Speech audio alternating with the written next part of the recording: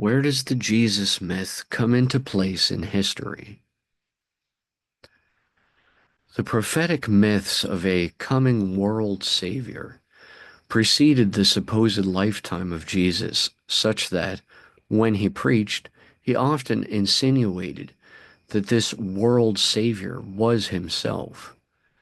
For example, when he was quizzed about his status by Pontius Pilate, who asked him point blank, "Are you the king of the Jews?" by which many scholars presume Pilate meant the world savior prophesied by the Jews.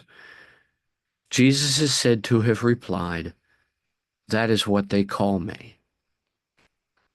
This hyperbolic logic fits in well with the character of Jesus given in the New Testament Gospels, where Jesus is portrayed as a minister of public parables who only disclosed deeper meanings to his groomed apostles. It was these books about him, but not directly written by Jesus himself, that have come to codify the so-called Jesus myth that describes how the world Savior was born, lived, and died 2,000 years ago. Of course, the Jesus myth that was born of these Gospels was written from the point of view of those around Jesus, rather than ever being from the perspective of Jesus himself, indicating their nature as having been forged later than the events being described, and often by people who weren't actually there themselves. The way I would categorize it, this Jesus myth can be broken up into three essential phases. One, the birth myth, which posits a person named Jesus even existed at all. Two, the myth of the vagrant philosopher, sometimes extended to the Orthodox belief in an ascended man. And three, the death myth, establishing Jesus' divinity as the Son of God. Now, if the first phase of this myth doesn't hold, then the rest is mere fiction. So most Christians simply suspend their disbelief and accept with little contextual evidence that Christ existed.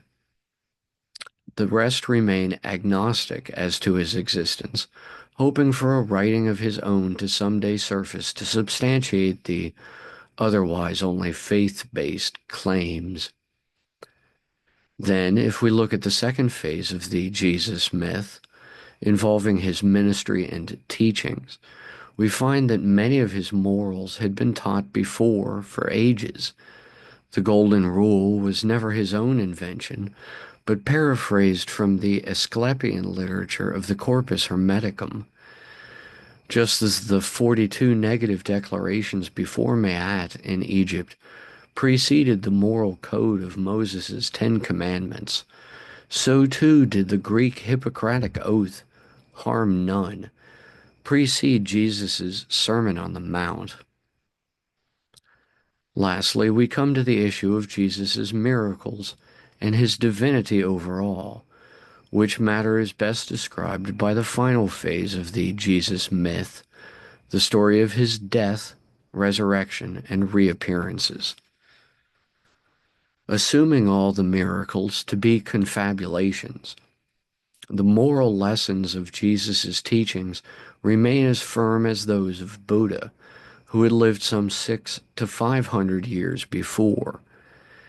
If Buddha had not attained nirvana beneath the Bodhi tree, his moral teachings would still be wise.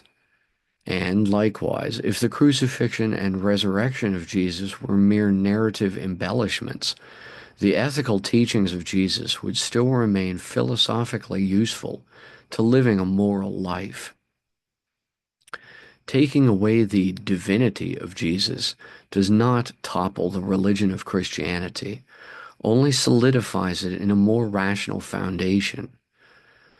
So this in total is the Jesus myth that began around the 1st and 2nd centuries AD, and of which Pope Leo X 1475 to 1521 AD, was once alleged to have said, quote, "It has served us well, this myth of Christ," end quote.